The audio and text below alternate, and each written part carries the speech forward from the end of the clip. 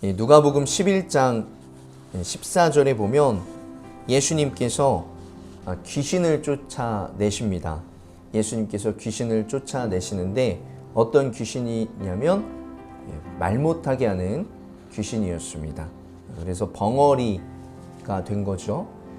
예수님이 귀신을 쫓아내니까 말 못하는 사람이 말을 하게 되었습니다.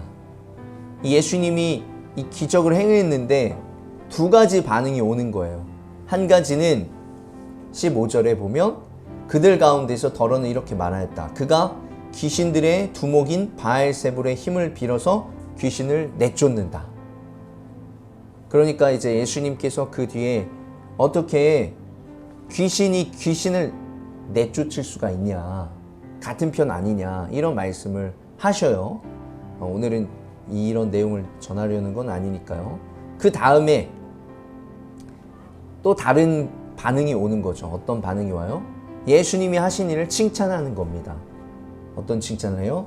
당신을 뵌 태와 당신을 먹인 젖은 참으로 복이 있습니다. 이렇게 말씀을 하죠. 즉 여인은 당신의 어머니가 누굽니까? 예수님의 어머니 마리아입니다. 궁극적인 칭찬의 대상은 아까 누가 누구를 고쳤어요? 예수님이 그 귀신 들린 사람을 고쳤기 때문에 예수님을 높이려고 하는 것이에요.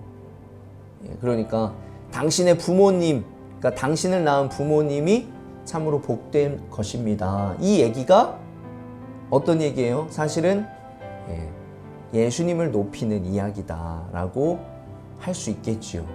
그러니까 예수님 당신이 복됩니다 라고 이야기를 하는데 그것을 좀 고급스러운 표현으로 하고 있다라고 보면 되겠습니다. 그런데 그 다음에 예수님께서 뭐라고 말씀하셔요? 오히려 하나님의 말씀을 듣고 지키는 사람이 복이 있다. 이렇게 말씀을 하시는 거예요. 즉 예수님 당신이 복됩니다 라고 이야기를 했더니 아니다. 내가 복된 게 아니라 하나님의 말씀을 듣고 지키는 사람이 복이 있다. 이렇게 말씀을 하고 있다라는 것이에요. 그러면서 예수님께서는 뭐라고 이야기하냐면 사람들이 계속 이 표징이라고 할 수 있는데 성경에는 표적이라고도 이야기하고 이적이라고도 이야기하는데 우리가 기적이라고도 이야기할 수 있을 것입니다. 사람들은 계속 예수님께 와서 기적을 바래요. 기적을 바라니까 아까 그 귀신 들린 사람을 고쳐준 건데 예수님께서 뭐라고 말씀하시냐면 이 세대는 요나의 표징밖에는 아무 표징을 받지 못할 것이다. 우리가 생각할 때 요나의 표징하면 요나가 대표적으로 세 가지가 있어요. 표징이. 첫 번째, 배가 난파될 위기에 처해 있는데 요나를 바다에 던지니까 파도가 잠잠해졌어요. 두 번째 표징은 바다에 빠진 요나를 물고기가 잡아먹었어요. 죽은 것은 아니고 물고기 뱃속에서 기도하니까 3일 후에 뱉어냈죠. 이 두 번째가 있고 세 번째는 사람들이 사실 표징이라고 생각을 하지 않아요. 기적이라고 생각하지 않는데 세 번째 기적이 뭐가 있냐? 이방 민족이었던 니느웨 사람들에게 요나가 복음을 전파했을 때 회개했다는 거예요.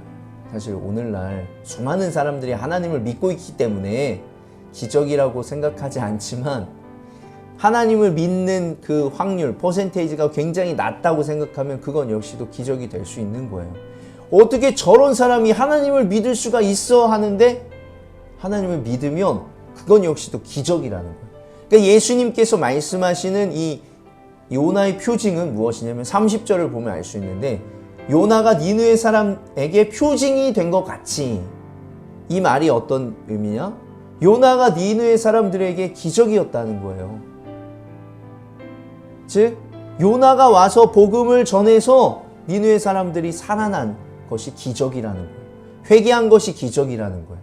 그것처럼 여기에서 즉 얘기하는 요나의 표징은 세 번째, 믿지 못했던 니느웨 사람들이 믿었던 게 그게 기적이라는 것인데 그것처럼 예수님도 이 세대 사람들에게 그러하겠다 이야기를 하는 것이에요. 예수님의 기적이 아니라 누가 기적이라는 거예요? 예수님 자체가 기적이라는 거예요. 예수님 자체가 이적이고 표징이라는 거예요. 그런데 사람들은 자꾸 와서 뭘 구해요? 예수님께 표징을 보여달라고 계속 구하는 거예요. 그러나 예수님은 내가 표징이다. 내가 기적이고. 근데 너희는 왜 나를 믿지 못하고 자꾸 기적을 보여달라고 하고 표징을 보여달라고 하냐? 이 말씀을 하고 있는 거예요. 그러면서 예수님께서 오히려 말씀을 듣고 지키는 사람이 복이 있다. 이 말씀을 하고 있는 것입니다. 예수님을 믿으면 예수님의 말씀을 듣고자 하고 예수님의 말씀을 지키고자 한다라는 것이에요. 그 이후에 31절과 32절을 보면 지금 누구 얘기를 하고 있어요? 솔로몬을 찾아왔던 남방 여왕을 이야기합니다. 첫 번째. 그리고 두 번째는 심판 때에 니느웨 사람을 이야기를 합니다. 어떤 얘기냐면 솔로몬의 그 지혜를 듣고자 해서 남방 여인이 멀리서 찾아왔어요. 근데 그 사람이 정죄한다는 거예요. 또 니느웨 사람들, 그러니까 요나가 니느웨까지 갔는데 어쨌든 니느웨 사람들이 와서 정죄한다는 거예요. 무엇을 정죄해요? 나는 이 얘기를 듣고 돌이켰는데 그 지혜를 듣고자 해서 멀리서 왔는데 너희들은 지금 여기 보면 솔로몬보다 더 큰 이가 여기 있고 또 요나보다 더 큰 이가 여기 있는데 왜 너희들은 지금 예수님을 알아보지 못하냐? 예수님 앞에 있는 게 얼마나 큰 복이고 은혜인지를 왜 모르냐? 이 얘기를 하고 있는 거예요. 우리가 가끔 이런 상상을 할 수 있을지 모르겠어요. 아, 예수님을 직접 봤으면 참 좋았겠다. 이런 생각을 하잖아요.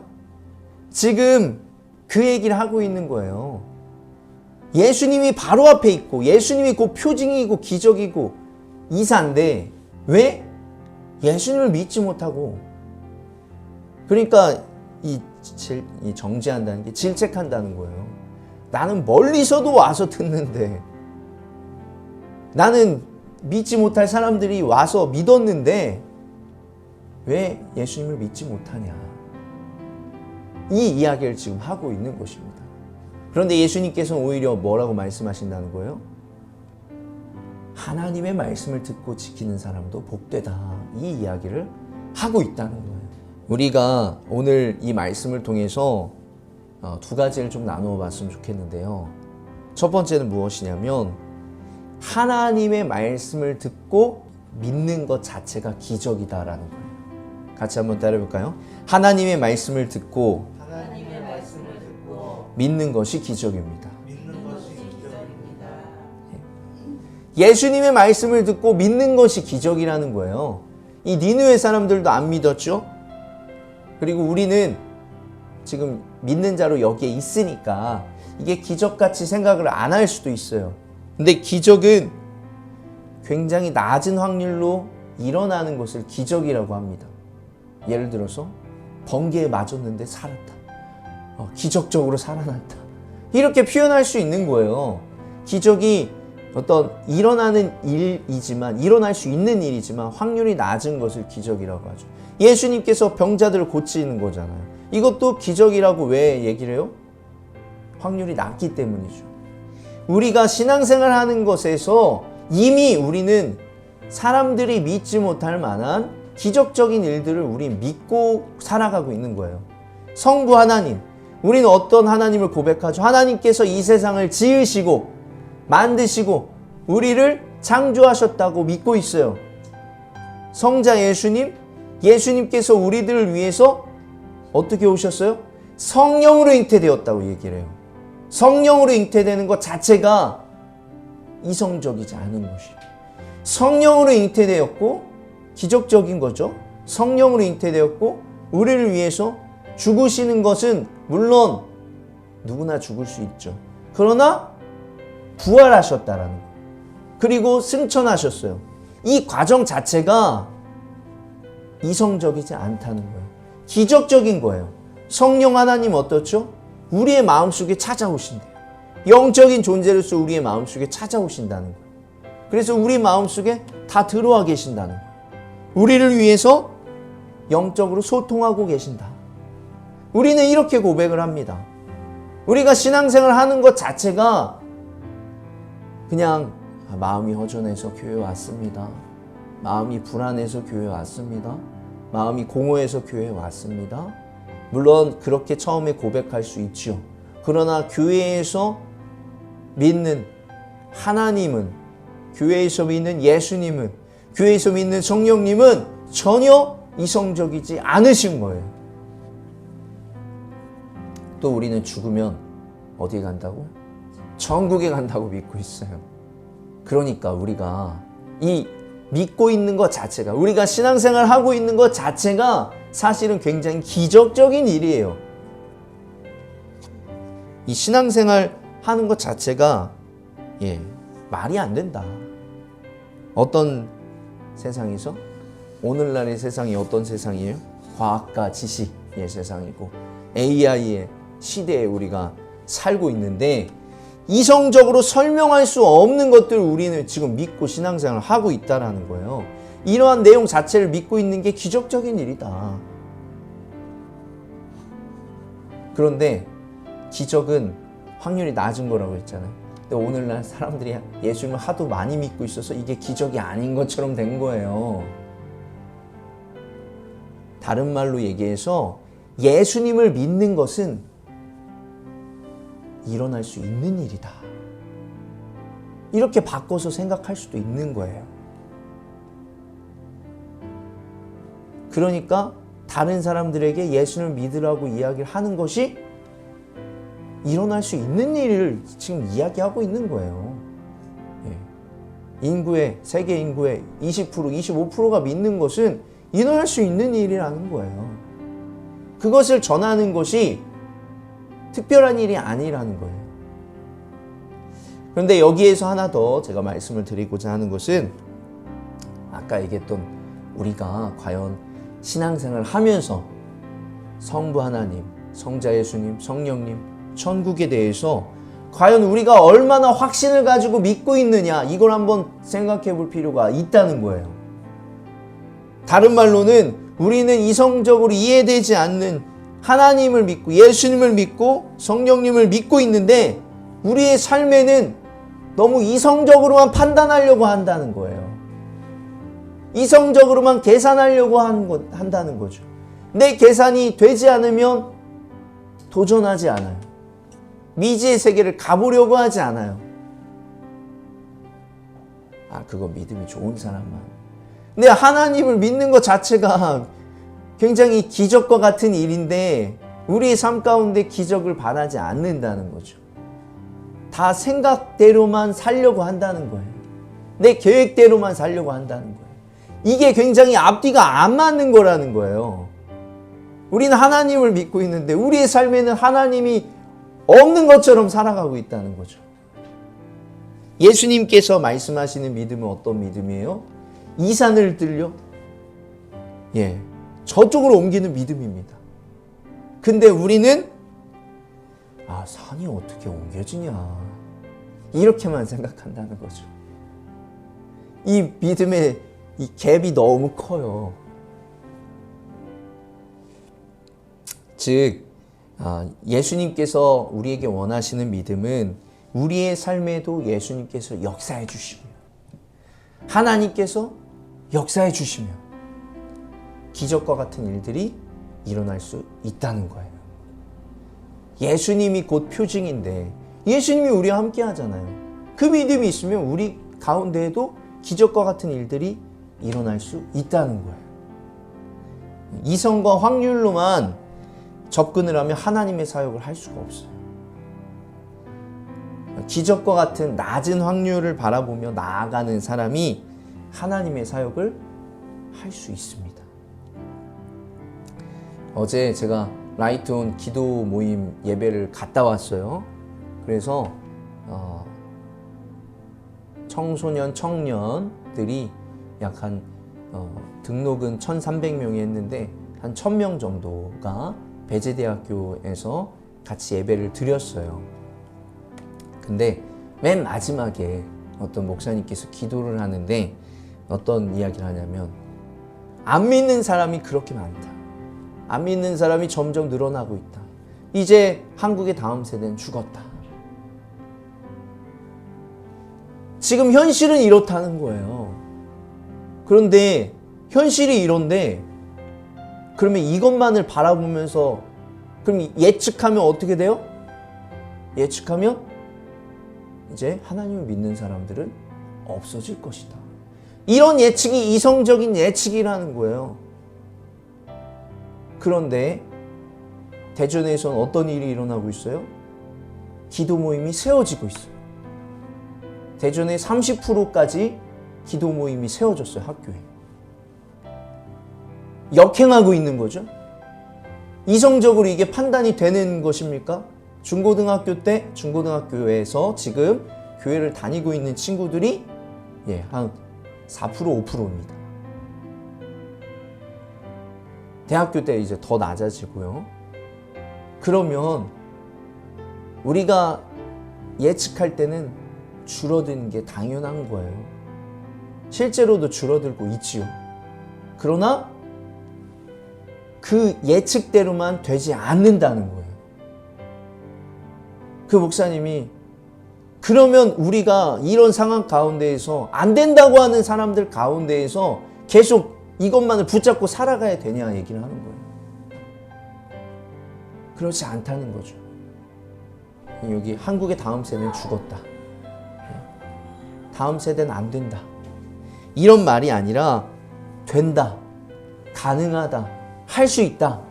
이렇게 고백하는 사람들을 통해서 하나님께서 역사하신다는 거예요. 동일하게도 우리에게도 이런 믿음의 고백이 있어야 하나님께서 하실 수 있습니다. 예수님께서 하실 수 있습니다. 이런 믿음의 고백으로 우리가 이 세상을 살고 내 삶을 바라볼 때 하나님의 기적이 일어나는 겁니다. 그렇기 때문에 우리가 기억해야 돼요. 신앙생활하는 것, 하나님의 말씀을 믿는 것 자체가 기적이다. 기적을 행하시는 하나님께서 우리의 삶에도, 우리 교회에도, 이 대전 땅에도, 이 한국 땅에도 역사해 주실 것을 믿고 나아가실 수 있는 귀한 분들이 되시길 간절히 소망합니다. 두 번째는 아까 듣는 것, 그 다음에 무엇이에요? 지키는 것입니다. 하나님의 말씀을 지키는 것. 어떻게 지킬 수 있냐라는 거예요. 제가 이 지키는 것에 대해서 책의 제목을 하나 소개해드리고 싶어요. 무엇이냐면 예수님이라면 어떻게 하실까? 같이 한번 따라해볼까요? 예수님이라면 어떻게 하실까? 굉장히 기독교 고전인데요. 이 책이 있습니다. 근데 책의 내용을 설명을 드리면 교회에서 1910년도 배경인데 한 노숙자가 왔어요. 노숙자가 왔는데 일거리가 없어서 제가 지금 8년째 일을 못하고 있습니다. 그런데 제발 저를 도와주십시오. 목사님이 좀 걱정과 위로를 해주긴 하는데 제가 일을 구해서 도와드리긴 어려울 것 같습니다. 이렇게 이야기를 합니다. 그렇게 이야기를 하고서 또 그 아들 학교에도 가봤더니 거기에도 찾아왔었대요. 일자리를 구해달라고. 근데 뭐 도울 수가 없죠. 그렇게 해서 그 사람이 주일 예배를 드리러 왔어요. 저쪽 뒤에 앉아 있는데 똑같이 또 찬양합니다. 예수님을 따라 살겠습니다. 예수님의 발자취를 따라가겠습니다. 이런 찬양을 하는데 그 사람이 갑자기 일어나서 얘기를 합니다. 과연 예수님과 같이 살아가는 게 무엇을 의미하는 것입니까? 사람들한테 이 이야기를 해요. 제가 그 인쇄업 기술을 배워놓고 살아갔는데 기계가 들어오면서 제 일자리를 이루었습니다. 그래서 수많은 사람들이 같이 일하는 사람들이 죽었대요. 자살하기도 하고 하면서 근데 나는 어쨌든 버티려고 하고 내 가족이 있기 때문에 버티는데 이제는 너무 힘듭니다. 그러면서 이야기하는 것이 과연 예수님을 닮아 예수님을 따라 살아가는 것이 무엇을 의미하는 것입니까? 이렇게 사람들한테 이야기를 해요. 그런 다음에 쓰러져요. 근데 그 사람이 결국 죽게 됩니다. 그러면서 그 목사님에게 굉장히 큰 충격을 받았어요. 그래서 그 다음 주에 성도님들한테 이렇게 이야기를 하는 거예요. 예수님이시라면 어떻게 하실까? 우리가 1년 동안 한번 살아봅시다. 여러분 고민해 보시고 기도해 보세요. 근데 사람들이 지금 여러분들도 이 이야기를 들으면 굉장히 예수님이시라면 어떻게 하실까? 어떻게 살아가는 게 예수님처럼 살아가는 것일까? 이런 좀 의문이 들기도 하죠. 그러나 여러분들이 다 신앙생활을 해왔던 분들이기 때문에